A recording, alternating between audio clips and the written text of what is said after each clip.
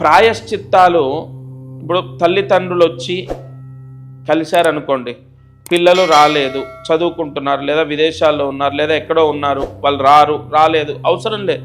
మీరిద్దరు వచ్చినప్పుడు వాళ్ళు పిల్లల యొక్క వేలిముద్రలు తీసుకొని రండి. వేలిముద్రలు అంటే కుడి చేతి ఎడమ చేతి బ్రొటన వేలు ముద్రలు తీసుకొని రండి. షట్చగ్ర స్థితి ఎలా ఉంది, అష్టక వర్గ స్థితి ఎలా ఉంది, సర్వోత్తర యోగా ఫలితాలు ఎలా ఉన్నాయి అన్నది నేను చెప్తాను. తల్లి తండ్రి వచ్చినా, లేదా తల్లి వచ్చినా తండ్రి వచ్చినా సరిపోతుంది.